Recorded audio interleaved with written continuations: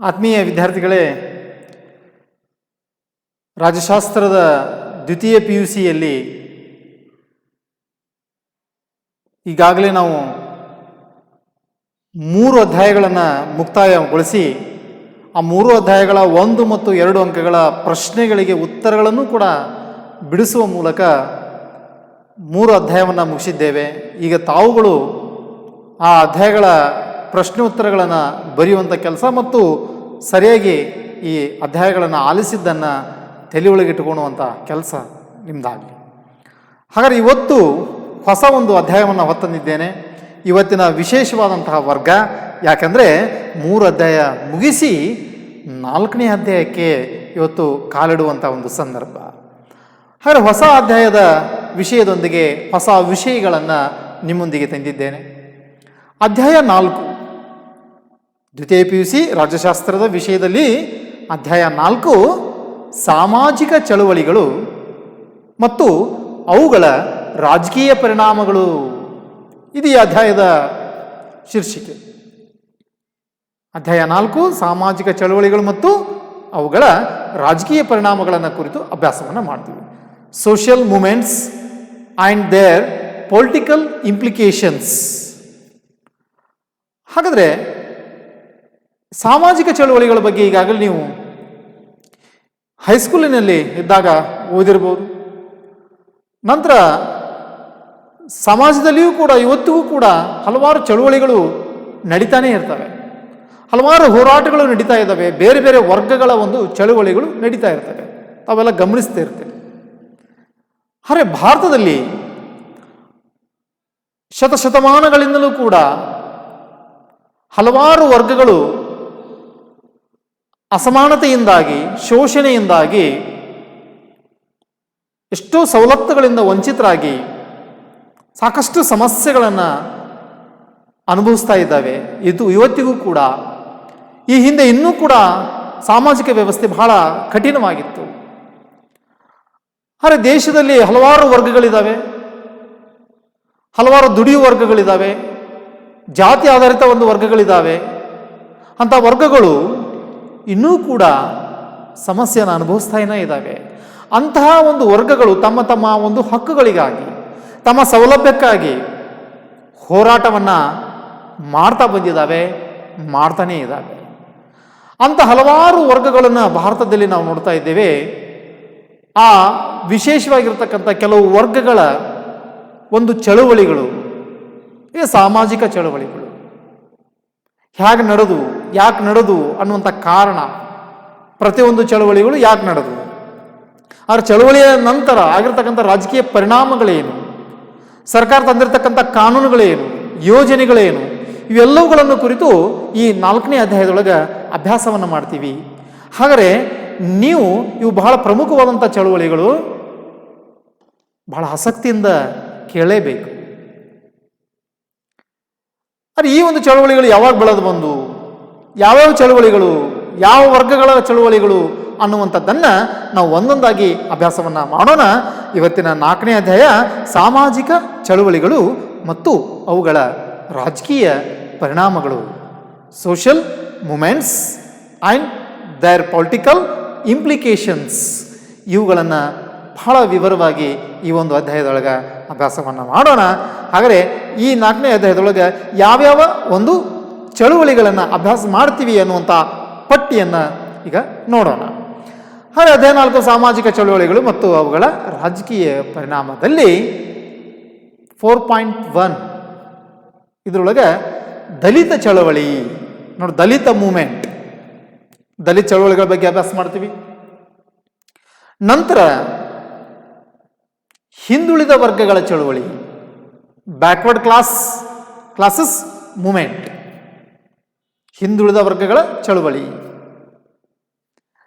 ನಂತರ ಮತ್ತೆ ಯಾವ ವರ್ಗದ ಚಳುವಳಿ ಅಭ್ಯಾಸ ಮಾಡ್ತೀವಿ ಅಂದ್ರೆ ರೈತ ಚಳುವಳಿ, ಪೀಸಂಟ್ ಮೂಮೆಂಟ್. ನೋಡ್ರಿ, ಎಲ್ಲ ಬಹಳ ಜನ ವಿದ್ಯಾರ್ಥಿಗಳು ರೈತ ಮಕ್ಕಳಿದ್ದೀರಿ, ರೈತ ಒಂದು ಅಂದ್ರೆ ಕೃಷಿ ಮನೆತನದಿಂದ ಬಂದಂಥ ವಿದ್ಯಾರ್ಥಿಗಳಿದ್ದೀರಿ. ಹಾಗೆ ರೈತ ಚಳುವಳಿಗಳನ್ನು ಕೂಡ ಅಭ್ಯಾಸವನ್ನು ಮಾಡ್ತೀರಿ. ಈ ಚಳುವಳಿಗೆ, ರೈತ ಚಳುವಳಿಗೆ ಕಾರಣಗಳೇನು, ಅದರಾಗಿರ್ತಕ್ಕಂಥ ರಾಜಕೀಯ ಪರಿಣಾಮಗಳೇನು, ಇವತ್ತಿಗೂ ಕೂಡ ಬಹಳ ಮಹತ್ವ ಅನ್ನುವಂಥದ್ದನ್ನು ನಾವಿಲ್ಲಿ ನೋಡ್ತಾ ಇದ್ದೇವೆ. ಮತ್ತೆ ಯಾವ ಚಳುವಳಿ ಅಂತಂದರೆ ಕಾರ್ಮಿಕ ಚಳುವಳಿ, ಲೇಬರ್ ಮೂಮೆಂಟ್. ಹಾಗೆಯೇ ಮತ್ತೊಂದು ಮಹಿಳಾ ಚಳುವಳಿ, ಫೆಮಿನಿಸ್ಟ್ ಮೂಮೆಂಟ್.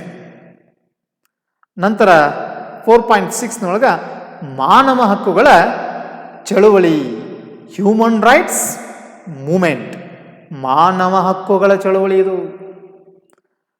ನಂತರ 4.7 ಪರಿಸರ ಚಳುವಳಿ, ಎನ್ವಿರಾನ್ಮೆಂಟ್ ಮೂಮೆಂಟ್. ಹಾಗಾದರೆ ಬಹಳ ಇವೆಲ್ಲ ಪ್ರಮುಖವಾದಂಥ ಚಳುವಳಿಗಳು. ಸದ್ಯದಲ್ಲಿಯೂ ಕೂಡ ಇನ್ನೂ ಕೂಡ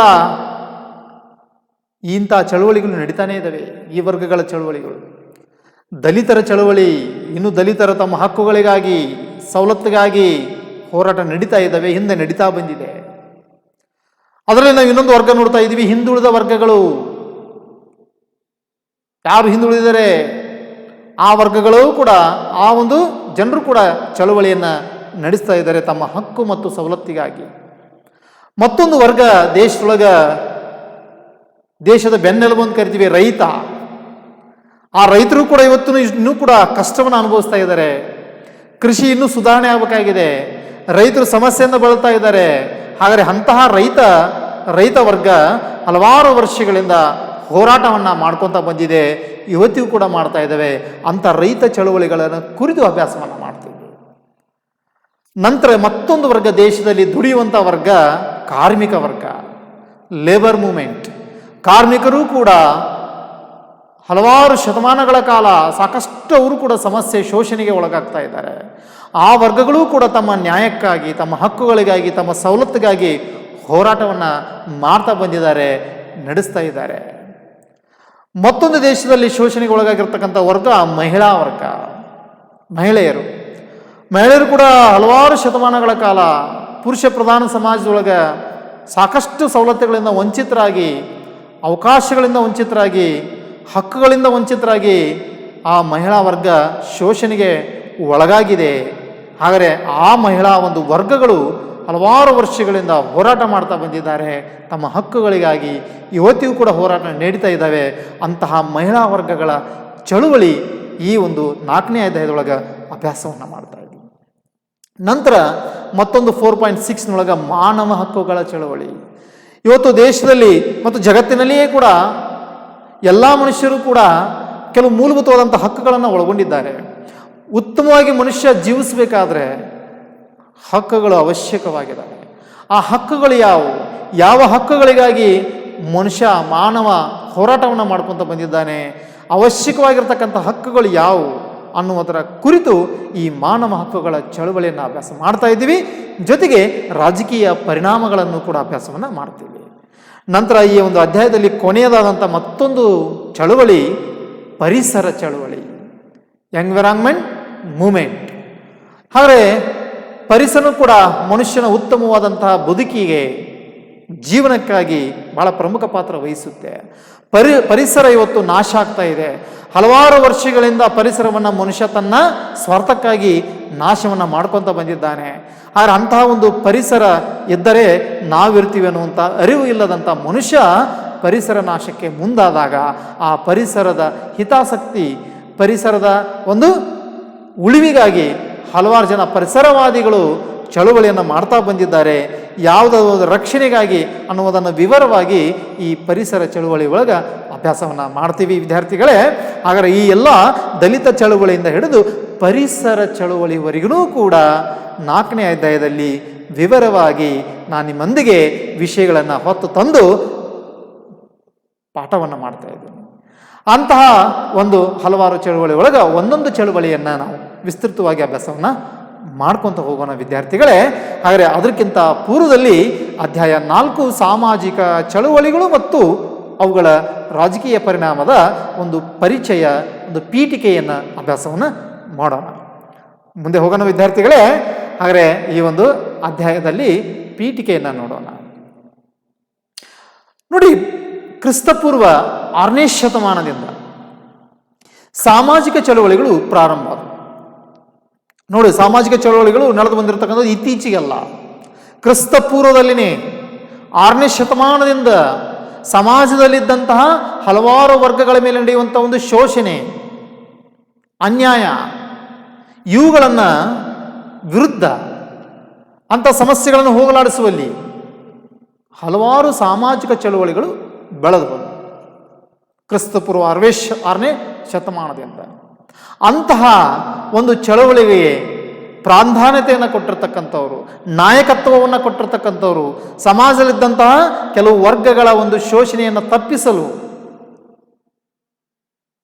ಹಕ್ಕುಗಳಿಗಾಗಿ ನ್ಯಾಯಕ್ಕಾಗಿ ಹೋರಾಟ ಮಾಡಿದಂತಹ ಹಲವಾರು ಒಂದು ಪ್ರಮುಖರ ಪಟ್ಟಿಯನ್ನು ನಾವು ನೋಡ್ಬೋದು.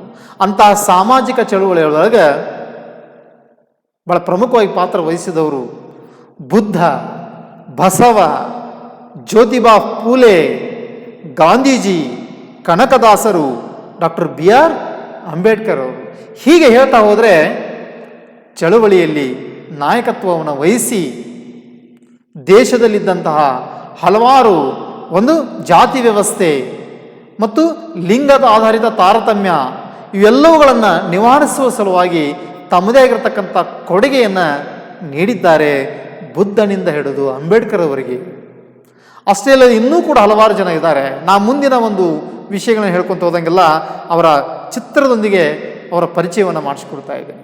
ಹಾಗೆ ಸಾಮಾಜಿಕ ಚಳುವಳಿಯಲ್ಲಿ ಸಮಾಜದಲ್ಲಿದ್ದಂಥ ಜಾತಿ ಆಧಾರಿತ ಅಸಮಾನತೆಯನ್ನು ಹೋಗಲಾಡಿಸುವಲ್ಲಿ, ಜಾತಿ ವ್ಯವಸ್ಥೆಯನ್ನು ಸಮಾಜದಲ್ಲಿ ಕಿತ್ತು ಹಾಕುವಲ್ಲಿ, ಲಿಂಗಾಧಾರಿತ ಅಸಮಾನತೆ ಗಂಡು ಹೆಣ್ಣೆಂಬುವಂಥ ತಾರತಮ್ಯವನ್ನು ಹೋಗಲಾಡಿಸುವಲ್ಲಿ ಹಲವಾರು ಜನ ಈ ಒಂದು ಚಳುವಳಿಯಲ್ಲಿ ಪಾಲ್ಗೊಂಡಿದ್ದಾರೆ.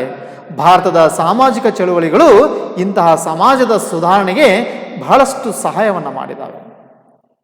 ಹಾಗಾಗಿ ಈ ಒಂದು ಸಾಮಾಜಿಕ ಚಳುವಳಿಗಳು ಮತ್ತು ಅವುಗಳ ರಾಜಕೀಯ ಪರಿಣಾಮದಲ್ಲಿ ನಾವು ನೋಡಿದಾಗ, ಪ್ರಮುಖವಾಗಿ ಇತ್ತೀಚಿನ ಒಂದು ಬೆಳವಣಿಗೆಯಲ್ಲಿ ನಾವು ನೋಡಿದಾಗ ಡಾಕ್ಟರ್ BR ಅಂಬೇಡ್ಕರ್ ಅವರ ಒಂದು ಪಾತ್ರ ಪ್ರಮುಖವಾಗಿದೆ.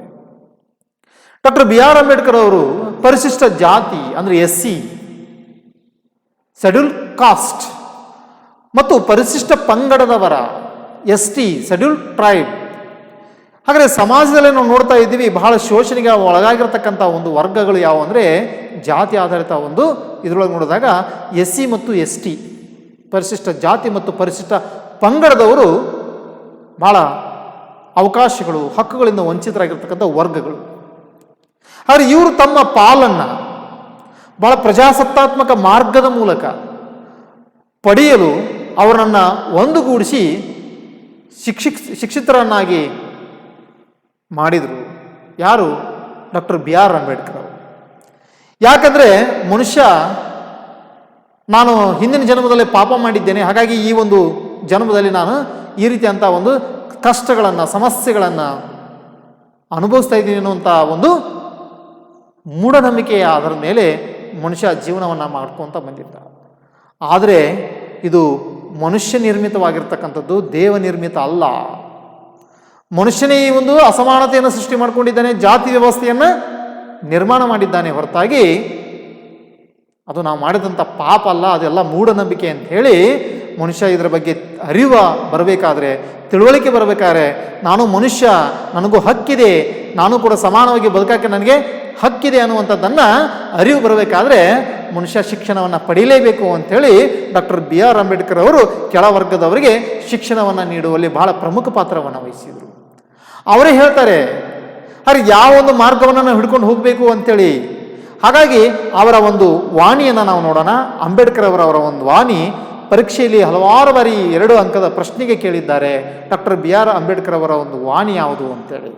ಹಾಗಾದರೆ ಅವರೇ ಹೇಳುವಂತೆ, ಯಾರು? Doctor BR Ambedkar. ದಲಿತರ ಸೂರ್ಯ ಅಂತ ಹೇಳಿ ಕರಿತೀವಿ. ಹಲವಾರು ವರ್ಗಗಳಿಗೆ ನ್ಯಾಯವನ್ನು ಕೊಟ್ಟಂಥವರು, ಭಾರತದ ಸಂವಿಧಾನದ ಶಿಲ್ಪಿ ಅಂತ ಕರಿತೀವಿ. ಆದರೆ ಇಂತಹ ಒಂದು ಕಷ್ಟದ ಕೆಳವರ್ಗದಲ್ಲಿ ಜನಿಸಿದಂಥ ಡಾಕ್ಟರ್ BR ಅಂಬೇಡ್ಕರ್ ಅವರು ಹಲವಾರು ಹೋರಾಟಗಳನ್ನು ಮಾಡಿದರು. ತಮ್ಮ ವರ್ಗದವರಿಗೆ ಏನಪ್ಪ ತಿಳುವಳಿಕೆಯನ್ನು ಕೊಟ್ಟರು.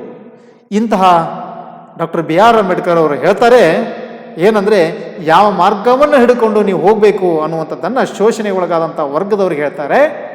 ಯಾವುದು ಒಂದು ವಾಣಿ ಅಂದರೆ ಶಿಕ್ಷಣ, ಸಂಘಟನೆ, ಹೋರಾಟ.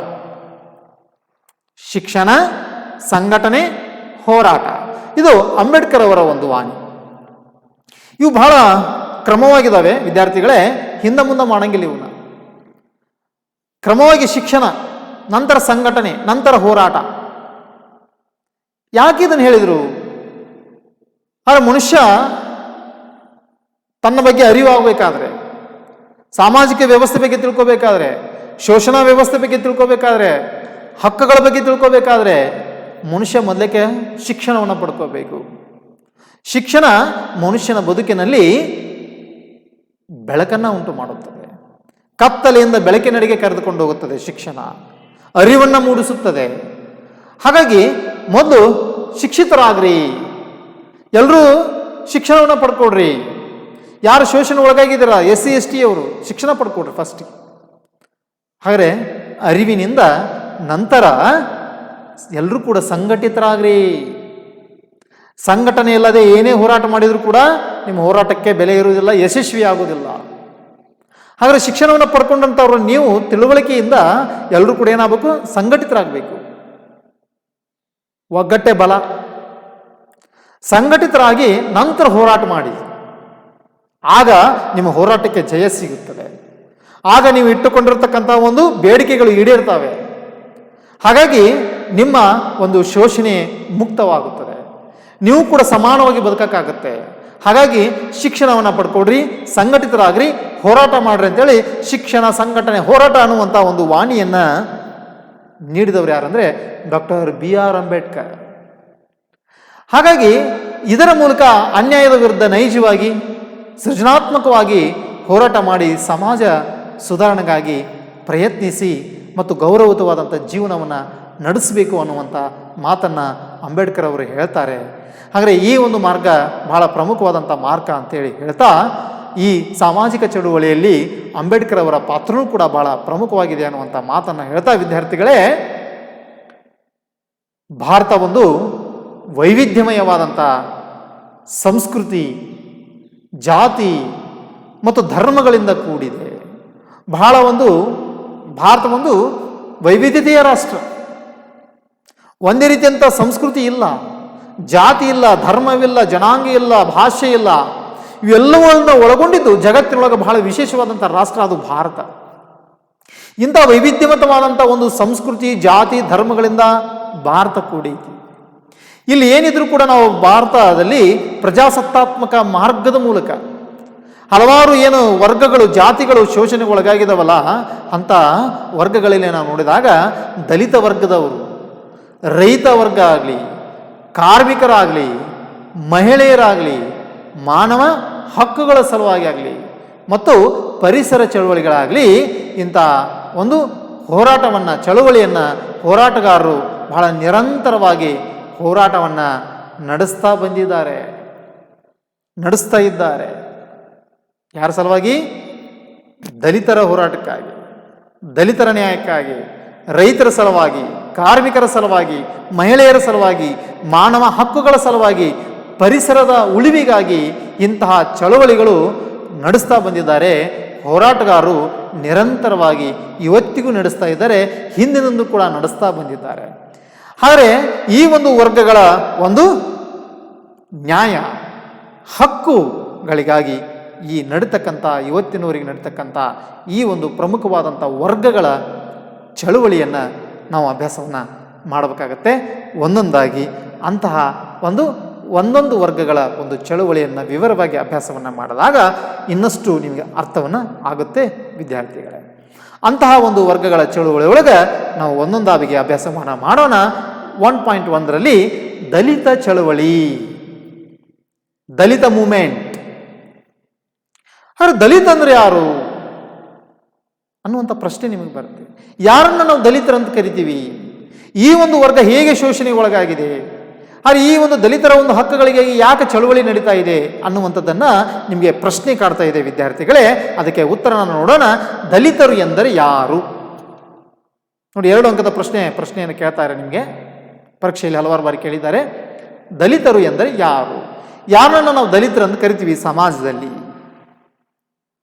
ಅರ್ಥವನ್ನು ನೋಡೋಣ. ದಲಿತರೆಂದರೆ ಆರ್ಥಿಕವಾಗಿ, ಸಾಮಾಜಿಕವಾಗಿ, ಶೈಕ್ಷಣಿಕವಾಗಿ ಮತ್ತು ಸಾಂಸ್ಕೃತಿಕವಾಗಿ ಶೋಷಿತರಾದವರನ್ನ ದಲಿತರು ಎನ್ನುವರು. ಶೋಷಿತರಾದವರನ್ನು ಈ ಒಂದು ವರ್ಡ್ ಬಹಳ ಸರಿಯಾಗಿ ಅರ್ಥ ಮಾಡ್ಕೊಳ್ಳಿ ವಿದ್ಯಾರ್ಥಿಗಳೇ. ಮತ್ತು ಇನ್ನೊಂದು ವರ್ಗ ಮುಂದೆ ಬರುತ್ತೆ, ಚಳುವಳಿ. ಅದನ್ನು ನೋಡಿದಾಗ ಇದು ನೋಡಿದಾಗ ಸ್ವಲ್ಪ ವ್ಯತ್ಯಾಸ. ಯಾರಿಗೆ ದಲಿತರಂತೀವಿ?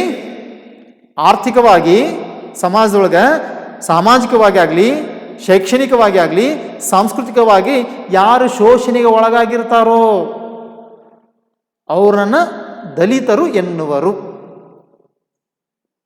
ಅರ್ಥ ಆಯ್ತು ವಿದ್ಯಾರ್ಥಿಗಳೇ? ಎಸ್. ಹಾಗಾದರೆ ಇದು ಅಸ್ಪೃಶ್ಯರು ಮತ್ತು ಪಂಚಮರನ್ನು ಒಳಗೊಂಡಿದೆ. ಯಾವುದು? ದಲಿತರು. ಜಾತಿ ವ್ಯವಸ್ಥೆಯಲ್ಲಿ ದಲಿತರು, ಅಸ್ಪೃಶ್ಯರು ಮತ್ತು ಪಂಚಮರು ಅಂತಲೂ ಕೂಡ ಕರಿತೀವಿ. ಈ ವರ್ಣಾಶ್ರಮ ವ್ಯವಸ್ಥೆ ಸಮಾಜವನ್ನು ಏನು ಮಾಡಿತು? ಈ ಹಿಂದೆ 4 ವರ್ಗಗಳಾಗಿ ವಿಂಗಡಿಸಿತು. ಚಾತುರ್ವರ್ಣ, ವರ್ಣಾಶ್ರಮ ವ್ಯವಸ್ಥೆಯಲ್ಲಿ ಚಾತುರ್ವರ್ಣವನ್ನು ಹುಟ್ಟಾಕ್ತು. ಸಮಾಜದರ್ತಕ್ಕಂಥ ವ್ಯಕ್ತಿಗಳನ್ನು ಜಾತಿ ಅದರ ಮೇಲೆ ವಿಂಗಡಿಸಲಾಯಿತು. ಮೂಲ ಕಸುಬಿನ ಆಧಾರದ ಮೇಲೆ ವಿವಿಧ ವರ್ಗಗಳಾಗಿ ವಿಂಗಡಿಸಲಾಯಿತು. ಸಮಾಜದಲ್ಲಿ ಚಾತುರ್ವರ್ಣ ವ್ಯವಸ್ಥೆಯನ್ನು ಹುಟ್ಟಾಕಲಾಯಿತು. ಯಾವ ವರ್ಣಗಳು, ಜಾತಿಗಳು? 4: ಬ್ರಾಹ್ಮಣ, ಕ್ಷತ್ರಿಯ, ವೈಶ್ಯ ಮತ್ತು ಶೂದ್ರ. ಈ ಒಂದು 4 ವರ್ಣಗಳು ಕಸುಬಿನ ಆಧಾರದ ಮೇಲೆ ವಿವಿಧ ವರ್ಗಗಳಾಗಿ ವಿಂಗಡಿಸಲಾಯಿತು. ಹಾಗೆ ಒಂದು ಈ ಶ್ರೇಣೀಕೃತವಾದಂಥ ಒಂದು ಜಾತಿ ವ್ಯವಸ್ಥೆ ನಾವಿಲ್ಲಿ ನೋಡ್ತಾ ಇದ್ವಿ. ದ ಇಂಡಿಯನ್ ಕಾಸ್ಟ್ ಸಿಸ್ಟಮ್, ಭಾರತದ ಒಂದು ಜಾತಿ ವ್ಯವಸ್ಥೆ ಹೇಗಿತ್ತು ಹಿಂದೆ? ವರ್ಣಾಶ್ರಮ ವ್ಯವಸ್ಥೆ. ಈಗಾಗಲೇ ಹೇಳಿದಾಗೆ ಬ್ರಾಹ್ಮಣ, ಕ್ಷತ್ರಿಯ, ವೈಶ್ಯ, ಶೂದ್ರ. ಈ ಶ್ರೇಣೀಕೃತ ವ್ಯವಸ್ಥೆಯಲ್ಲಿ ನಾವು ನೋಡ್ತಾ ಇದ್ದೀವಿ, ಅತ್ಯಂತ ಮೇಲ್ಸ್ತರದಲ್ಲಿ ಯಾರಿದ್ದಾರೆ ಅಂದರೆ ಬ್ರಾಹ್ಮಣರು, ನಂತರ ಕ್ಷತ್ರಿಯರು, ನಂತರ ವೈಶ್ಯರು. ಅವರ ಕೆಳಗಡೆ ಬರ್ತಕ್ಕಂಥ 4ನೇ ಒಂದು ವರ್ಗ ಶೂದ್ರರು. ಬ್ರಾಹ್ಮಣ, ಕ್ಷತ್ರಿಯ, ವೈಶ್ಯ, ಶೂದ್ರ. ಹಾಗೆ ಅತ್ಯಂತ ಕೆಳಮಟ್ಟದಲ್ಲಿರೋದು ಶೂದ್ರ, ಅತ್ಯಂತ ಮೇಲ್ಮಟ್ಟದಲ್ಲಿರೋದು ಬ್ರಾಹ್ಮಣ. ಈ ಜಾತಿಯನ್ನು ಹುಟ್ಟಾಕ್ಲಾಯಿತು, ಈ ವ್ಯವಸ್ಥೆಯನ್ನು. ಹಾಗಾದರೆ ಯಾರು ಪಂಡಿತರಿದ್ರು, ಯಾರು ಶಿಕ್ಷಣವನ್ನು ಪಡೆದುಕೊಳ್ಬೇಕು, ಮೇಲ್ಸ್ತರದ ಒಂದು ಅಧಿಕಾರ ಎಲ್ಲರೂ ಯಾರು ಸುತ್ತಾಗಿದ್ದು ಅಂದರೆ ಬ್ರಾಹ್ಮಣರ ಸುತ್ತಾಗಿದ್ದು. ಕ್ಷತ್ರಿಯರು ಅವರು ರಾಜ್ಯದ ರಕ್ಷಣೆಯನ್ನು ಮಾಡುವರು. ರಾಜ ಆಗಬೇಕಾದ್ರೆ, ಸೈನಿಕನಾಗಬೇಕಾದ್ರೆ ಕ್ಷತ್ರಿಯರು ಇದೊಂದು ವರ್ಗ. ವ್ಯಾಪಾರ ಮಾಡುವಂಥ ಒಂದು ವರ್ಗ ವೈಶ್ಯರ. ಇನ್ನೊಂದು ಕೆಲವು ವೃತ್ತಿಗಳನ್ನು, ಏನು? ಕುಂಬಾರು, ಕಮ್ಮಾರು, ಹೀಗೆ ಮೇಲ್ವರ್ಗದವರ ಅವರಿಗೆ ಸೇವೆಯನ್ನು ಒದಗಿಸಲು ಕೆಲವು ವೃತ್ತಿಗಳನ್ನು ಮಾಡುವಂಥ ವರ್ಗ ಶೂದ್ರರು. ಈ ಮೇಲೆ ಬ್ರಾಹ್ಮಣ, ಕ್ಷತ್ರಿಯ, ವೈಶ್ಯರಿಗಿಂತ ಅವಕಾಶಗಳನ್ನು ವಂಚಿತರಾದರೂ ಶೂದ್ರರು ಚಾತುರ್ವರ್ಣ ವ್ಯವಸ್ಥೆಯಲ್ಲಿ. ಆದರೆ ವಿದ್ಯಾರ್ಥಿಗಳೇ, ಮತ್ತೊಂದು ವರ್ಗವಿದೆ. ಎಲ್ಲ ಈ ಮೇಲಿರ್ತಕ್ಕಂಥ ಎಲ್ಲ ವರ್ಗಗಳಿಗಿಂತ ಅತ್ಯಂತ ಶೋಷಣೆಗೆ ಒಳಗಾಗಿರ್ತಕ್ಕಂಥ ವರ್ಗ. ಸಾಮಾಜಿಕವಾಗಿ, ಆರ್ಥಿಕವಾಗಿ, ಶೈಕ್ಷಣಿಕವಾಗಿ, ಧಾರ್ಮಿಕವಾಗಿ, ಸಾಂಸ್ಕೃತಿಕವಾಗಿ ಎಲ್ಲವುಗಳಿಂದ ಶೋಷಣೆ ಆಗಿರ್ತಕ್ಕಂಥ ಮತ್ತೊಂದು ವರ್ಗ ಇದೆ. ಅದನ್ನು ನಾನು ಮುಂದಿನ ಒಂದು ವಿಷಯದಲ್ಲಿ ಬಹಳ ಮತ್ತೆ ವಿವರವಾಗಿ ಕೊಡ್ತಾ ಇದ್ದೀನಿ ಚಿತ್ರದ ಮೂಲಕ. ಆದರೆ ಈ ರೀತಿಯಂಥ ಒಂದು ಕಾಲಾಂತರದಲ್ಲಿ ಜಾತಿ ವ್ಯವಸ್ಥೆ ಒಂದು ಕಠಿಣ ಮತ್ತು ಸಂಕೀರ್ಣ ವ್ಯವಸ್ಥೆಯಾಗಿ ಮಾರ್ಪಡ್ತಾ ಹೊಂತು. ನೋಡಿ, ವೃತ್ತಿಯಾಗಿರ್ತಕ್ಕಂತಹ ಕಸುಬಿನ ಆಧಾರದ ಮೇಲೆ ಈ ಒಂದು ವರ್ಗಗಳನ್ನಾಗಿ ವಿಂಗಡಿಸಲಾಯಿತು. ಅದೇ ಏನಾಯ್ತು? ಒಂದು ಸಮಾಜದೊಳಗೆ ಒಂದು ಕಠಿಣವಾದಂಥ, ಕ್ಲಿಷ್ಟಕರವಾದಂಥ ವಾತಾವರಣ ಸಮಾಜದೊಳಗೆ ನಿರ್ಮಾಣ ಆಗುವಂತ ಬಂತು. ಸಂಕೀರ್ಣ ವ್ಯವಸ್ಥೆಯನ್ನು ಹುಟ್ಟಾಕ್ತು, ಜಾತಿ ವ್ಯವಸ್ಥೆಯನ್ನು ಹುಟ್ಟಾಕ್ತು. ಹಾಳೆ ಕೆಳಗಡೆ ಇರ್ತಕ್ಕಂತಹ ಒಂದು ಜಾತಿ ವ್ಯವಸ್ಥೆಯರು ಶೋಷಣೆಗೆ ಒಳಗಾಗ್ತಾ ಬಂದರು. ಇದು ಸಮಾಜದಲ್ಲಿ ವಿವಿಧ ಸ್ತರಗಳನ್ನು ಉಂಟು ಮಾಡಿ ಅತ್ಯಂತ ಕೆಳಸ್ತರದಲ್ಲಿ ಮತ್ತೊಂದು ವರ್ಗ ಬರುತ್ತೆ, ಪಂಚಮರ ಸೃಷ್ಟಿಗೆ ಕಾರಣವಾಯಿತು. ಪಂಚಮರ ಸೃಷ್ಟಿ, ಬ್ರಾಹ್ಮಣ, ಕ್ಷತ್ರಿಯ, ವೈಶ್ಯ, ಶೂದ್ರರ ನಂತರ ಮತ್ತೊಂದು ಕೆಳಸ್ತರದಲ್ಲಿ ಮತ್ತೊಂದು ಜಾತಿ ವ್ಯವಸ್ಥೆ, ಮತ್ತೊಂದು ವರ್ಗ ಹುಟ್ಟಾಕಲಾಯಿತು. ಪಂಚಮರು, ಅಸ್ಪೃಶ್ಯರು, ಇವತ್ತಿನ ದಲಿತರು, ಅನ್ಟಚಬಲ್ಸ್. ಅರೆ ಇದೇ ಈ ದಲಿತ ವರ್ಗ, ಹಲವಾರು ದಲಿತ ವರ್ಗದಲ್ಲಿ ಪಂಗಡಗಳನ್ನು ಹುಟ್ಟಿ ಬಂದು, ಹಾಗೆ ದಲಿತ ವರ್ಗದಲ್ಲಿರ್ತಕ್ಕಂಥ ಹಲವಾರು ಪಂಗಡಗಳು, ದಲಿತ ವರ್ಗದ ಪಂಗಡಗಳು ಯಾವುವು? ಆದಿ ಕರ್ನಾಟಕ, ಆದಿ ದ್ರಾವಿಡ, ಆದಿ ಆಂಧ್ರ, ಆದಿ ಜಾಂಬವ, ಆದಿ ಮಹಾರ್. ಒಂದೊಂದು ರಾಜ್ಯಗಳಲ್ಲಿ, ಒಂದೊಂದು ಪ್ರದೇಶದಲ್ಲಿ ಒಂದೊಂದು ದಲಿತ ವರ್ಗದ ಪಂಗಡಗಳು ಹುಟ್ಟುತ್ತಾ ಬಂದು, ಇವೆಲ್ಲವೂ ಕೂಡ ಜಾತಿ ವ್ಯವಸ್ಥೆಯಲ್ಲಿ ಅತ್ಯಂತ ಕೆಳಸ್ತರದಲ್ಲಿ ಇದ್ದಂಥ ಜಾತಿಗಳು. ಪಂಚಮರು ಅಂತ ಕರಿತೀವಿ ಅಂತ ಹೇಳಿದೆ ನಿಮಗೆ. ಇವರೇ ಇವತ್ತಿನ ದಲಿತರು. ಹಾಗಾದರೆ ಈ ಮತ್ತಿತರ ಪಂಗಡಗಳನ್ನು ಕೂಡ ಇನ್ನೂ ಹಲವಾರು ಪಂಗಡಗಳನ್ನು ಒಳಗೊಂಡಿದೆ. ಒಬ್ಬ ವ್ಯಕ್ತಿಯ ಹುಟ್ಟನ್ನು ಅವನ ಜಾತಿಯಿಂದ ಗುರುತಿಸುವಂಥ ವಾತಾವರಣ ನಿರ್ಮಾಣ ಆಯಿತು. ಒಬ್ಬ ಹುಟ್ಟಿದಾನೆಂದರೆ ಮನುಷ್ಯನಾಗಿ ಹುಟ್ಟುವುದಕ್ಕಿಂತ ಅವನು ಇಂಥ ಜಾತಿಯಲ್ಲಿ ಹುಟ್ಟಿನ ಅನ್ನುವಂಥದ್ದು ಸಾಮಾಜಿಕ ವ್ಯವಸ್ಥೆಯಲ್ಲಿ ಬೆಳೆದು ಬಂತು. ಹಾಗಾಗಿ ಈ ಶತಶತಮಾನಗಳಿಂದ ದಲಿತರು ಮೇಲ್ವರ್ಗದವರ ಮುಂದೆ ಕಾಣಿಸಿಕೊಳ್ಳಕ್ಕೂ ಅವಕಾಶ ಇರಲಿಲ್ಲ. ನೋಡಿ ಎಂಥ ಸಾಮಾಜಿಕವಾದಂಥ ಮುಚ್ಚಿದ ಸಮಾಜ ನಿರ್ಮಾಣ ಆಯಿತು ಅಂತಂದರೆ, ಹಲವಾರು ಶತಮಾನಗಳ ಕಾಲದಲ್ಲಿ ದಲಿತರು, ಅಸ್ಪೃಶ್ಯರು, ಪಂಚಮರು ಇವರು ಮೇಲ್ವರ್ಗದವರ ಮುಂದೆ ಕಾಣಿಸ್ಕೊಳ್ಳಕ್ಕೂ ಅವಕಾಶ ಇರಲಿಲ್ಲ. ಊರಿನೊಳಗೆ ಬರಬೇಕಾದ್ರೆ ಡಬ್ಬಿಯನ್ನು ಬಾರಿಸ್ತಾ ಬರಬೇಕು, ಹಿಂದೆ ಕಸಬರಿಗೆಯನ್ನು ಕಟ್ಕೊಂಡು ಬರಬೇಕು, ತಾವು ನಡೆದಾಡದಂಥ ಹೆಜ್ಜೆಗಳು ಕಾಣಬಾರ್ದು, ಮೂಡಬಾರ್ದವು ನೆಲದಲ್ಲಿ. ಮೇಲ್ವರ್ಗದವರ ಓಣಿಯಲ್ಲಿ ಹೋಗುವಂತಿರಲಿಲ್ಲ, ಯಾವುದೇ ಸವಲತ್ತುಗಳು ಇರಲಿಲ್ಲ, ಅಧಿಕಾರ ಇರಲಿಲ್ಲ, ಸಾಮಾಜಿಕ ಸ್ಥಾನಮಾನ, ಶೈಕ್ಷಣಿಕ ಸ್ಥಾನಮಾನ, ಶಿಕ್ಷಣ ಇರಲಿಲ್ಲ, ಶಿಕ್ಷಣದಿಂದ ವಂಚಿತರಾಗಿದ್ದರು ವರ್ಗ. ಮುಟ್ಟಿಸ್ಕೊಳ್ತಾ ಇರಲಿಲ್ಲ ಈ ದಲಿತರನ್ನ. ಅಸ್ಪೃಶ್ಯರು ಅಂತಂದರೆ ಅಸ್ಪೃಶ್ಯರು, ಮುಟ್ಟಿಸಿಕೊಳ್ಳದೇ ಇರತಕ್ಕಂಥವ್ರು, ಅನ್ಟಚಬಲ್ಸ್ ಅಂದರೆ ಮನುಷ್ಯನನ್ನೇ ಮುಟ್ಟದೇ ಇರತಕ್ಕಂಥ ಒಂದು ಪರಿಸ್ಥಿತಿ, ಜಾತಿ ವ್ಯವಸ್ಥೆ ಹುಟ್ಟಿ ಬಂದಿದ್ದು ನಮ್ಮ ದೇಶದಲ್ಲಿ ಕೂಡ, ಭಾರತದಲ್ಲಿ. ಇಂತಹ ಮನುಷ್ಯರಾಗಿ ಬದುಕಕ್ಕೆ ಅವಕಾಶ ಇರದೇ ಇರತಕ್ಕಂಥ ಒಂದು ಪರಿಸ್ಥಿತಿ ನಿರ್ಮಾಣವಾಗಿ ಮೇಲ್ವರ್ಗದವರಿಂದ ಶೋಷಣೆಗೊಳಗಾಗಿ ಸಾರ್ವಜನಿಕವಾಗಿ ಉಪಯೋಗ ಮಾಡುವಾಗದಾಗಿರ್ತಕ್ಕಂಥ ಎಲ್ಲ ನೋಡಿ, ನಿಸರ್ಗ ಎಲ್ಲರಿಗೂ ಒಂದೇ ಸಮಾನ. ಯಾವ ಸೂರ್ಯ ಚಂದ್ರರೂ ಕೂಡ ಭೇದ ಭಾವ ಮಾಡಲಿಲ್ಲ, ಯಾವ ಬೆಳಕು ಕೂಡ ಭೇದ ಭಾವ ಮಾಡಲಿಲ್ಲ, ಯಾವ ನಿಸರ್ಗ ಕೂಡ ಭೇದ ಭಾವ ಮಾಡಲಿಲ್ಲ, ಯಾವ ಗಿಡಗಳೂ ಕೂಡ ಭೇದ ಭಾವ ಮಾಡಲಿಲ್ಲ. ಮನುಷ್ಯ ಅಸಮಾನತೆಯನ್ನು ಸೃಷ್ಟಿ ಮಾಡಿ, ಮನುಷ್ಯ ಶೋಷಣೆಯನ್ನು ಮಾಡ್ತಾ ಮನುಷ್ಯನನ್ನ ಜಾತಿಯ ಆಧಾರದ ಮೇಲೆ ವರ್ಗವನ್ನು ಸೃಷ್ಟಿ ಮಾಡಿ ಸಾರ್ವಜನಿಕ ಸ್ವತ್ತಾಗಿರ್ತಕ್ಕಂಥ ಬಾವಿಗಳು, ಕೆರೆ, ದೇವಸ್ಥಾನ ಮತ್ತಿತರ ಸಾರ್ವಜನಿಕ ಸ್ಥಳಗಳನ್ನು ಉಪಯೋಗಿಸಕ್ಕೆ ಅವಕಾಶ ಕೊಡಲಿಲ್ಲ. ಅವು ಮೇಲ್ವರ್ಗದವರ ಸ್ವತ್ತ. ಹಾಗಾದರೆ ಮೇಲ್ವರ್ಗ ಬಾವಿಗೆ ಹೋದರೆ ಮೇಲ್ವರ್ಗದವರು ಎತ್ತಿ ನೀರು ಹಾಕುವಂಥ ಪರಿಸ್ಥಿತಿ, ಕೆರೆಗೆ ಹೋಗಿ ನೀರನ್ನು ತೆಗೆದುಕೊಳ್ಳೋಕೆ ಅವಕಾಶ ಇರಲಿಲ್ಲ ದಲಿತರಿಗೆ, ದೇವಸ್ಥಾನಕ್ಕೆ ಪ್ರವೇಶವಿರಲಿಲ್ಲ, ಸಾರ್ವಜನಿಕ ಸ್ಥಳಗಳಿಗೆ ಕೂಡ ಉಪಯೋಗಿಸೋಕೆ ಅವಕಾಶ ಇರಲಿಲ್ಲ. ಇಂತಹ ಒಂದು ಕಠಿಣವಾದಂಥ ಪರಿಸ್ಥಿತಿ, ಜಾತಿ ವ್ಯವಸ್ಥೆಯನ್ನು ಮೇಲ್ವರ್ಗದವರು ಹುಟ್ಟುಹಾಕಿದ್ರು. ಇಂತಹ ಒಂದು ಅಮಾನವೀಯ ಪರಿಸ್ಥಿತಿಯನ್ನು ಹೋಗಲಾಡಿಸೋ ಸಲುವಾಗಿ ಶತಶತಮಾನಗಳಿಂದ ಅನೇಕ ಸಮಾಜ ಸುಧಾರಕರು ಮತ್ತು ತತ್ವಜ್ಞಾನಿಗಳು ಸಮಾಜದಲ್ಲಿ ಇದ್ದಂಥ ರೂಢಿಯಲ್ಲಿದ್ದಂಥ ಅನಿಷ್ಟ ಪದ್ಧತಿಗಳನ್ನು ತೊಲಗಿಸುವ ಸಲುವಾಗಿ ಜನಜಾಗೃತಿಯನ್ನು ತರುವಲ್ಲಿ ಬಹಳ ಮಹತ್ತರವಾದಂಥ ಪಾತ್ರವನ್ನು ವಹಿಸಿದರು. ಈ ಒಂದು ಸಮಾಜದಂತಹ ಒಂದು ಶೋಷಣೆಯನ್ನು ತಡೆಗಟ್ಟುವಲ್ಲಿ, ಜಾತಿ ವ್ಯವಸ್ಥೆಯನ್ನು ಕಿತ್ತಿ ಹಾಕುವಲ್ಲಿ, ಅನಿಷ್ಟ ಪದ್ಧತಿಯನ್ನು ತೆಗೆದುಹಾಕುವಲ್ಲಿ, ಅಸಮಾನತೆಯನ್ನು ಹೋಗಲಾಡಿಸುವಲ್ಲಿ ಬಹಳ ಪ್ರಮುಖವಾದಂಥ ಸಮಾಜ ಸುಧಾರಕರು ಭಾರತದಲ್ಲಿ ಹುಟ್ಟಿದ್ರು, ಹೋರಾಡಿದರು, ಸಮಾಜಕ್ಕೆ ಒಂದು ನ್ಯಾಯ ಕೊಡಿಸುವಲ್ಲಿ ಬಹಳ ಪ್ರಮುಖ ಪಾತ್ರವನ್ನು ವಹಿಸಿದರು. ಅವರು ಯಾರಪ್ಪ ನೋಡಿ, ಈಗಾಗಲೇ ಹೇಳಿದೆ ನಿಮಗೆ, ಒಂದು ಜಾತಿ ವ್ಯವಸ್ಥೆ ಹೇಗಿತ್ತು? ಬ್ರಾಹ್ಮಣ, ಕ್ಷತ್ರಿಯ, ವೈಶ್ಯ, ಶೂದ್ರ ಆಗಲೇ ನೋಡಿದ್ರಿ.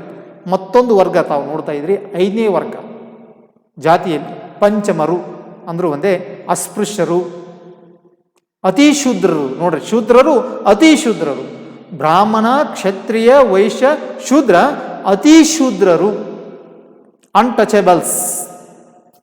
ಯಾರು ವ್ಯಕ್ತಿ ಇನ್ನೊಬ್ಬರನ್ನ ಮುಟ್ಟಿಸ್ಕೊಳ್ತಾ ಇರಲಿಲ್ಲೋ, ಊರಿನಿಂದ ಹೊರಗಿಟ್ಟಿದ್ರೋ, ಸಾರ್ವಜನಿಕ ಸ್ಥಳಗಳಿಗೆ ಪ್ರವೇಶವಿರಲಿಲ್ಲೋ, ಅಂತಹ ಒಂದು ವರ್ಗ ಯಾವುದಂದ್ರೆ ಅಸ್ಪೃಶ್ಯ ವರ್ಗ, ಅತಿ ಶೂದ್ರರು, ಪಂಚಮರು, ಇವತ್ತಿನ ದಲಿತರು. ಮತ್ತೊಂದು ಚಿತ್ರದ ಮೂಲಕ ನಿಮ್ಗೆ ಗೊತ್ತಾಗ್ತದೆ ಜಾತಿ ವ್ಯವಸ್ಥೆಯ ಶ್ರೇಣಿ ಪದ್ಧತಿ. ಭಾರತದಲ್ಲಿ ಈ ಜಾತಿ ವ್ಯವಸ್ಥೆ ಹೇಗೆ ಬೆಳೆದು ಬಂತು. ಹಾಗೆ ಇಂಥ ಒಂದು ವಿರುದ್ಧವಾಗಿ, ಜಾತಿ ವ್ಯವಸ್ಥೆ ವಿರುದ್ಧವಾಗಿ ಹೋರಾಟ ಮಾಡಿದಂಥ ಮಹನೀಯರನ್ನು ನಾವು ನೋಡೋಣ. ಹಾಗೆ ಇಂಥ ವ್ಯವಸ್ಥೆಯನ್ನು ಹೋಗಲಾಡಿಸುವಲ್ಲಿ, ಸಾಮಾಜಿಕ ಚಳುವಳಿಯಲ್ಲಿ ಬೆಳೆದು ಬಂದಂಥವ್ರು ಬುದ್ಧ. ಬುದ್ಧನ ಸಾಮಾಜಿಕ ಸಮಾನತೆ ನಿರ್ಮಾಣಕ್ಕಾಗಿ, ಜಾತಿ ಹೋಗಲಾಡಿಸುವಲ್ಲಿ, ಮನುಷ್ಯನನ್ನು ಮನುಷ್ಯನಾಗಿ ಕಂಡಂತಹ ಮಾನವೀಯ ಮೌಲ್ಯವನ್ನು ಬೆಳೆಸುವಲ್ಲಿ ಬುದ್ಧನ ಪಾತ್ರ ಬಹಳ ಪ್ರಮುಖವಾಗಿದೆ. ಬುದ್ಧನ ನಾವು ನೋಡ್ತಾ ಇದ್ದೀವಿ. ಇನ್ನೊಬ್ಬರು ವಿಶ್ವಗುರು ಬಸವಣ್ಣ. ಬಹಳ ಬಸವಣ್ಣನ ಬಗ್ಗೆ ಹೇಳಿದರೆ ಬಹಳ ಸಾಕಷ್ಟು ವಿಷಯವನ್ನು ನೋಡ್ಬೋದು. ಇದೇ ಸಾಮಾಜಿಕ ನೋಡಿ, ಬ್ರಾಹ್ಮಣನಾಗಿ ಬೆಳೆದಿರತಕ್ಕಂಥ ಬಸವಣ್ಣ ಕೆಳವರ್ಗದವರ ಸಲುವಾಗಿ ತನ್ನ ಜೀವವನ್ನು ಕೊಟ್ಟ, ಹೋರಾಡಿದ, ಸ್ವಚನ ಸಾಹಿತ್ಯವನ್ನು ತಂದ, ಸಮಾನತೆಯ ಸಮಾಜ ನಿರ್ಮಾಣಕ್ಕಾಗಿ ಶ್ರಮಿಸಿದಂಥ ವಿಶ್ವಕ್ಕೆ ಗುರುವಾಗಿರ್ತಕ್ಕಂಥ ಜಗಜ್ಯೋತಿ ಬಸವಣ್ಣ, ಸಾಮಾಜಿಕ ಸುಧಾರಕ. ನಂತರ ನಾವು ನೋಡ್ತಾ ಇದ್ದೀವಿ ಡಾಕ್ಟರ್ BR ಅಂಬೇಡ್ಕರ್ ಅವರ ಪಾತ್ರ ಬಹಳ ಪ್ರಮುಖವಾಗಿದೆ. ದಲಿತ ವರ್ಗದಲ್ಲಿ ಹುಟ್ಟಿದಂತಹ ಒಂದು ಅಂಬೇಡ್ಕರ್ ಸಾಮಾಜಿಕವಾಗಿ ಬಾಲ್ಯದಿಂದಲೂ ಕೂಡ ಏನಪ್ಪ ಬಹಳ ಕಷ್ಟದ ಪರಿಸ್ಥಿತಿಯನ್ನು ಅನುಭವಿಸಿದಂಥವು. ಇದರಲ್ಲೇ ಏನಪ್ಪ ಬೆಳೆದು ಬಂದಂತಹ ಶಿಕ್ಷಣವನ್ನು ಪಡೆದುಕೊಂಡಿರ್ತಕ್ಕಂಥ ಅಂಬೇಡ್ಕರ್ ಅವರು ದೇಶದ ಸಂವಿಧಾನ ರಚನೆಯಲ್ಲಿ ಬಹಳ ಪ್ರಮುಖ ಪಾತ್ರ ವಹಿಸ್ತಾರೆ. ಇವರು ಕೂಡ ಈ ಒಂದು ಅಸ್ಪೃಶ್ಯತೆಯ ವಿರುದ್ಧ, ಶೋಷಣೆಗೊಳಗಿರ್ತಕ್ಕಂಥ ಹಿಂದುಳಿದ ವರ್ಗದವರ ಬಗ್ಗೆ, ಮಹಿಳೆಯರ ಸಲುವಾಗಿ ಹೋರಾಟವನ್ನು ಮಾಡಿದಂಥವರು, ಚಳುವಳಿಯನ್ನು ಮಾಡಿದಂಥ ಡಾಕ್ಟರ್ BR ಅಂಬೇಡ್ಕರ್. ಬುದ್ಧ, ಬಸವ, ಅಂಬೇಡ್ಕರ್ ಇವರನ್ನು ಬಹಳ ಒಂದು ಸಾಲಿನಲ್ಲಿ ನೋಡ್ತಾ ಇದ್ದೇವೆ. ಇವರು ಬಹಳ ಪ್ರಮುಖವಾದಂಥ ಸಾಮಾಜಿಕ ಚಳುವಳಿಯಲ್ಲಿ ಪ್ರಮುಖ ಪಾತ್ರವನ್ನು ವಹಿಸಿದಂಥ ಒಂದು ವರ್ಗದಲ್ಲಿ ಬರುವಂತಹ ಒಂದು 3 ಜನ, ಬುದ್ಧ, ಬಸವ, ಅಂಬೇಡ್ಕರ್. ನಂತರ ನಾವು ನೋಡ್ತಾ ಇದ್ದೀವಿ ಭಕ್ತ ಕನಕದಾಸ. ಕುಲ ಕುಲ ಕುಲವೆಂದು ಹೊಡೆದಾಡದಿರಿ, ನಿಮ್ಮ ಕುಲದ ನೆಲೆಯನೇನಾದರೂ ಬಲ್ಲಿರಾ ಬಲ್ಲಿರಾ, ಕುಲ ಕುಲ ಕುಲವೆಂದು ಹೊಡೆದಾಡದಿರಿ. ನೋಡಿ, ಕುಲ ಕುಲ ಅಂತ ಯಾಕೆ ಹೊಡೆದಾಡ್ತೀರಿ ಅಂತೇಳಿ ಈ ಭಕ್ತ ಕನಕದಾಸರ ಒಂದು ಹಲವಾರು ನಾವು ಕೀರ್ತನೆಗಳನ್ನು ನಾವು ನೋಡ್ತಾ ಇದ್ದೇವೆ, ಅವರ ಸಾಹಿತ್ಯವನ್ನು ನೋಡ್ತಾ ಇದ್ದೇವೆ. ಈ ಕನಕದಾಸರು ಕೂಡ ಜಾತಿಯ ವ್ಯವಸ್ಥೆಯನ್ನು ಹೋಗಲಾಡಿಸುವಲ್ಲಿ ಶ್ರಮಿಸಿದಂಥವು. ಮತ್ತೆ ನಾವು ನೋಡ್ತಾ ಇದ್ದೀವಿ ಮಹಾತ್ಮ ಗಾಂಧೀಜಿ ಅಸ್ಪೃಶ್ಯತೆ ಹೋಗಲಾಡಿಸುವಲ್ಲಿ, ಭಾರತದ ಸ್ವತಂತ್ರಕ್ಕಾಗಿ ಜೊತೆಗೇ ಸಮಾಜದಲ್ಲಿದ್ದಂಥ ಅಸ್ಪೃಶ್ಯತೆಯನ್ನು, ದಲಿತ ಒಂದು ವರ್ಗಕ್ಕೆ ಆಗಿರ್ತಕ್ಕಂಥ ಅನ್ಯಾಯವನ್ನು ಹೋಗಲಾಡಿಸುವಲ್ಲಿ ಗಾಂಧೀಜಿ ಕೂಡ ಶ್ರಮಿಸ್ತಾರೆ. ನಂತರ ನಾವು ನೋಡ್ತಾ ಇದ್ವಿ ಮಹಾತ್ಮ ಜ್ಯೋತಿಬಾ ಫೂಲೆ. ಜ್ಯೋತಿಬಾ ಫೂಲೆನೂ ಕೂಡ ಕಟ್ಟು ಒಂದು ಸಮಾಜದಲ್ಲಿ ಬೆಳೆದು ಹಿಂದುಳಿದ ವರ್ಗದವರು, ಅಸ್ಪೃಶ್ಯರ ಸಲುವಾಗಿ ಶಿಕ್ಷಣವನ್ನು ಕೊಡುವಲ್ಲಿ, ಸಮಾಜದ ಅನಿಷ್ಟ ಪದ್ಧತಿಯನ್ನು ಹೋಗಲಾಡಿಸುವಲ್ಲಿ ಇವರ ಜೊತೆಗೆ ಇವರ ಪತ್ನಿ ಸಾವಿತ್ರಿಬಾ ಫೂಲೆನೂ ಕೂಡ ಸಾಥನ್ನು ಕೊಡ್ತಾಳೆ. ಆದರೆ ಜ್ಯೋತಿಬಾ ಫೂಲೆ ಅವರ ಸಾಮಾಜಿಕ ಚಳುವಳಿಯಲ್ಲಿ ಪಾತ್ರ ಬಹಳ ಪ್ರಮುಖವಾಗಿದೆ. ನಂತರ ನಾವು ನೋಡ್ತಾ ಇದ್ದೀವಿ ಇನ್ನೊಬ್ಬರು ಪೆರಿಯಾರ್, ತಂದೆ ಪೆರಿಯಾರ್. ಇವರು ಕೂಡ ಈ ಕಟ್ಟು ಸಮಾಜದಲ್ಲಿ ಇದ್ದಂತಹ ಒಂದು ವ್ಯವಸ್ಥೆಯನ್ನು ಹೋಗಲಾಡಿಸುವಲ್ಲಿ, ಜಾತಿ ವ್ಯವಸ್ಥೆ ಹೋಗಲಾಡಿಸುವಲ್ಲಿ, ಮೌಢ್ಯತೆಯನ್ನು ಹೋಗಲಾಡಿಸುವಲ್ಲಿ ಸಾಕಷ್ಟು ಸಾಹಿತ್ಯವನ್ನು ಕೊಟ್ಟರು.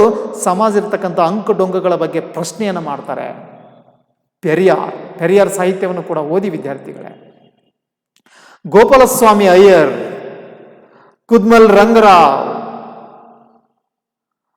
ರಾಮನೋರ್ ಲೋಹಿಯಾ, ಬಾಬಾ ಆಮ್ಟೆ, ಹಾಗೆಯೇ ಕಾನ್ಸಿರಾಮ್, ಪ್ರೊಫೆಸರ್ B ಕೃಷ್ಣಪ್ಪ, ಹೀಗೆ ಹಲವಾರು ಜನ ಏನಪ್ಪ ಅಂದರೆ ಒಂದು ಸಾಮಾಜಿಕ ಚಳುವಳಿಯಲ್ಲಿ ಪಾಲ್ಗೊಂಡಂಥವರು, ಶೋಷಿತ ವರ್ಗದ ನ್ಯಾಯಕ್ಕಾಗಿ ಹೋರಾಡಿದಂಥವರು, ಹಕ್ಕುಗಳಿಗಾಗಿ ಹೋರಾಡಿದಂಥವರು, ತಮ್ಮ ಜೀವನೇ ಸಮಾಜಕ್ಕೆ ಮುಡುಪಾಗಿಟ್ಟಂಥವರು. ಇಂತಹ ಒಂದು ಹಲವಾರು ಜನರ ಒಂದು ಪಟ್ಟಿಯನ್ನು ನೋಡ್ತಾ ಹೋದರೆ ಇನ್ನೂ ಸಾಕಷ್ಟು ಜನ ಸಿಗ್ತಾರೆ. ಅಂಥವರಲ್ಲಿ ಪ್ರಮುಖವರ ಒಂದು ಪರಿಚಯವನ್ನು ನಿಮಗೆ ಮಾಡಿಕೊಟ್ಟಿದ್ದೇನೆ ವಿದ್ಯಾರ್ಥಿಗಳೇ. ಈ ದಲಿತ ಚಳುವಳಿಯನ್ನು ಮುಂದಿನ ವರ್ಗದಲ್ಲಿ ಮುಂದೆ ಬರೆದು ದಲಿತ ಚಳುವಳಿಗೆ ಕಾರಣಗಳೇನು ಅನ್ನುವಂಥದ್ದನ್ನು ಅಭ್ಯಾಸವನ್ನು ಮಾಡೋಣ ವಿದ್ಯಾರ್ಥಿಗಳೇ. ಇವತ್ತಿನ 4ನೇ ಅಧ್ಯಾಯವನ್ನು ಆರಂಭಿಸಿದ್ದೇವೆ. 4ನೇ ಅಧ್ಯಾಯದಲ್ಲಿ ದಲಿತ ಚಳುವಳಿಯನ್ನು ಅಭ್ಯಾಸವನ್ನು ಮಾಡ್ತಾ ಇದ್ದೇವೆ. ಮುಂದಿನ ವರ್ಗದಲ್ಲಿ ಮತ್ತಷ್ಟು ವಿಷಯಗಳೊಂದಿಗೆ ನಿಮ್ಮೊಂದಿಗೆ ಬರ್ತಾ ಇದ್ದೇನೆ. ಹಾಗಾದರೆ ಸರಿಯಾಗಿ ಈ ಅಧ್ಯಾಯವನ್ನು ಕೇಳಿ ಅನ್ನುವಂಥ ಮಾತನ್ನು ಹೇಳ್ತಾ ಇವತ್ತಿನ ವರ್ಗಕ್ಕೆ ಮುಕ್ತಾಯವನ್ನು ನೀಡ್ತಾ ಇದ್ದೀನಿ. ಎಲ್ಲ ವಿದ್ಯಾರ್ಥಿ ಬಳಗಕ್ಕೆ ಧನ್ಯವಾದಗಳು.